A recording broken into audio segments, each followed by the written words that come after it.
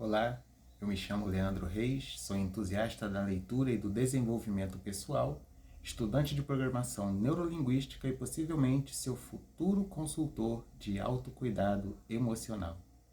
No vídeo de hoje eu gostaria de conversar com você sobre a existência de uma equação que resolve um problema que aflige a todos nós, a procrastinação. Você se considera um procrastinador ou procrastinadora? Então, é um prazer te informar que existe uma equação que te ajuda a lidar melhor com isso. Essa equação ela foi desenvolvida por Peirce Steele e, basicamente, essa equação funciona da seguinte forma. Motivação é igual a expectativa vezes valor dividido por impulsividade vezes atraso. Então, se a gente conseguir aumentar a nossa motivação, a gente vai conseguir diminuir a nossa procrastinação.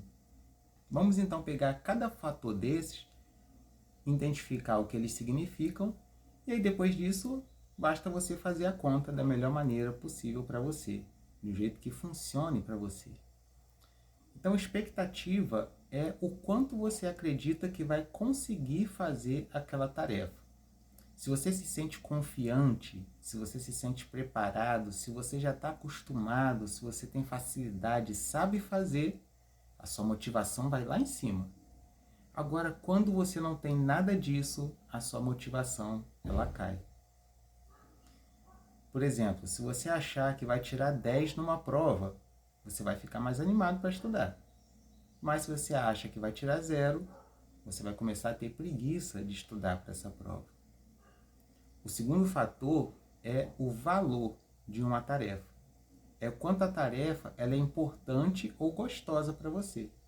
Se for algo que você ama ou que vai trazer um benefício enorme, sua motivação vai aumentar. Por exemplo, se você gosta muito de cozinhar, fazer um bolo é um prazer. Agora, se você odeia lavar louça, a pilha de pratos vai ficar lá te esperando. Um outro fator é a impulsividade. A impulsividade ela faz a gente preferir coisas rápidas e gostosas e para já, em vez de fazer algo que é demorado e chato. Por exemplo, em vez de estudar, a gente às vezes fica rolando a tela do nosso celular numa rede social ou então fica assistindo a Netflix. A impulsividade é como se fosse uma amiga que toda hora te convida para sair da rotina. E um outro fator é o atraso. É o tempo que você tem até o prazo final. Quanto mais longe o prazo, mais fácil é procrastinar. Por exemplo, se a prova é daqui a 2 meses, você pensa, vai dar tempo. Mas se é amanhã, o desespero bate e a motivação aparece. Ou não. Então, resumindo, a equação da procrastinação é como uma balança. Se a expectativa e o valor forem altos, você vai se sentir mais motivado ou motivado. Mas se a impulsividade e o atraso forem grandes, a procrastinação ela vai vencer. Então, como a gente faz agora para fazer esse cálculo e aumentar nossa motivação e diminuir a procrastinação? Primeiro passo, aumentar a expectativa. Então, procure se preparar. Procure dar motivos para si mesmo para acreditar que você vai ser bem-sucedido. Imagine-se sendo bem-sucedido ou bem-sucedida. Isso vai fazer com que aumente a sua perspectiva de realizar, aumente a sua expectativa, melhor dizendo, de realizar uma tarefa. Segundo passo, aumente o valor da tarefa. Pense com mais cuidado nos benefícios por trás de determinada tarefa. Isso vai te ajudar a ficar com mais vontade de realizá-la. Terceira dica, diminuir a impulsividade. Então, evita agir por impulso. Isso acontece quando a gente reage ou dá a nossa atenção a toda e qualquer distração. Primeira distração que aparece, uma notificação no celular, um barulho, uma música, alguém chamando, já tira a nossa atenção. Então, lute para diminuir a impulsividade. Pense mais antes de agir. E por último, diminua o atraso. Crie prazos menores e mais urgentes.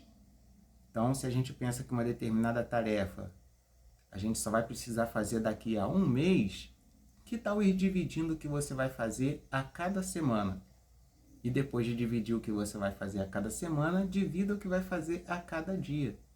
Aí você vai ter prazos mais próximos de você que vão evitar que você tenha aquela preguicinha, né, de resolver, realizar aquela tarefa. Agora, se você quiser uma explicação um pouco mais aprofundada, eu recomendo que você estude sobre Paul MacLean. É um neurocientista que em 1950 desenvolveu a teoria do cérebro trino. Então, ele descobriu que o cérebro está dividido em 3 partes. A primeira é o neocórtex, que é o nosso cérebro racional. O cérebro que diz que nós precisamos fazer alguma coisa. Depois, nós temos o cérebro límbico, que é a área do nosso cérebro que faz com que a gente goste mais do que é divertido e rápido. E temos também o nosso cérebro, que alguns chamam de reptiliano. É o cérebro relacionado ao nosso instinto de sobrevivência. Então, quando a gente percebe que o prazo está chegando e o que vai acontecer se a gente não realizar aquela tarefa, a gente sai correndo para realizá-la. Só que aí a gente já faz com menos atenção, com menos qualidade e assim por diante. Uma forma simples de nós aprendermos a lidar com isso é lembrar da história antiga da formiga e da cigarra. Lembra dessa história? A formiga fica trabalhando o tempo todo durante o verão, estocando alimento, enquanto a cigarra fica ali sentadinha numa pedra, só tocando violão e curtindo a vida. Quando chega o inverno, as formigas estão lá, protegidas e com um estoque de alimento muito grande para passar por todo o inverno, como consequência de seu bom trabalho. Já a cigarra morre de frio, porque não estocou nada. Ela morre de frio e ela morre de fome. Será que essa história, então, ela quer dizer que nós precisamos ser o tempo todo como cigarras? Ou melhor, o tempo todo como formigas, trabalhando, trabalhando, trabalhando e nunca como cigarras? Na verdade, não. Mas vamos colocar cada um, né, desses elementos aí da história como um dos aspectos ou uma das partes do nosso cérebro, como a gente viu ainda há pouco. Então, a formiga seria o nosso cérebro racional, que diz pra gente, eu preciso fazer, eu preciso estocar comida, porque senão, quando vier o inverno, eu vou morrer de fome. Então, essa seria a formiga, nossa parte formiga. Nossa parte cigarra é aquela parte que faz a gente, não, vou me divertir um pouco, fazer isso aqui vai ser melhor, sem pensar muito nas consequências. E o que seria o instinto de sobrevivência? Seria lembrarmos do inverno, porque quando o inverno vier, ele vai realmente cobrar o preço, né? E se a gente não tivesse preparado para ele, nós vamos sofrer as consequências. Mas é importante a gente levar em conta que o nosso cérebro, ele precisa de um tempo de procrastinação. Como assim? A procrastinação nada mais é do que um tempo em que nós não temos responsabilidade sobre coisa alguma. Só que o nosso cérebro, se ele ficar o tempo todo responsável por algo, sempre envolvido em alguma tarefa, uma hora o nosso cérebro ele vai se cansar, ele vai pifar. É por isso que a gente tem esses dispositivos, por isso que a gente tem o cérebro límbico, que faz com que a gente corra atrás daquilo que é mais rápido, mais prazeroso, para dar uma quebra na rotina. Então poderíamos dizer que o segredo, ele não é nós trabalharmos o tempo todo.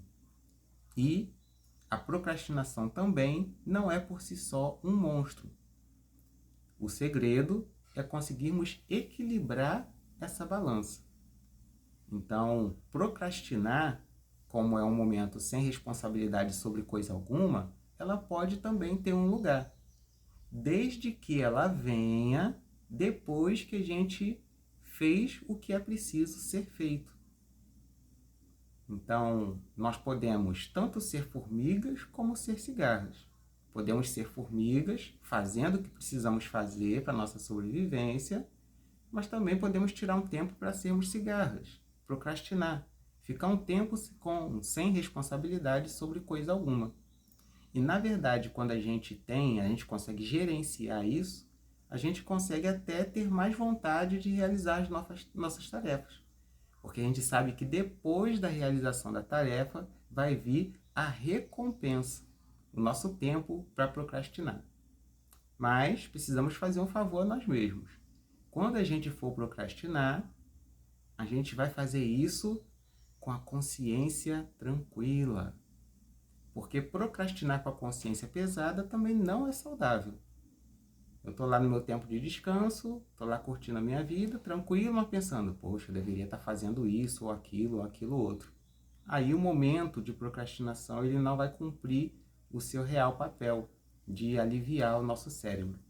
Então o segredo é ter cada coisa em seu lugar. Nesse sentido, podemos dizer que podemos sim procrastinar e sermos felizes com isso, desde que a gente tenha realizado as nossas tarefas, feito aquilo que é preciso fazer. Eu espero que esse vídeo tenha te ajudado a ter um certo norte de como lidar com a procrastinação. E, para mais informações sobre isso, pesquise sobre equação da procrastinação, pesquise sobre Paul MacLean e o cérebro trino, e isso vai te ajudar a aprender mais sobre como gerenciar a sua própria procrastinação. Agora, se a palavra pesquisa ela já te dá vontade de procrastinar porque você não é muito dado ou dada à leitura, eu recomendo que você dê uma olhadinha no meu e-book, Entre Páginas e Telas.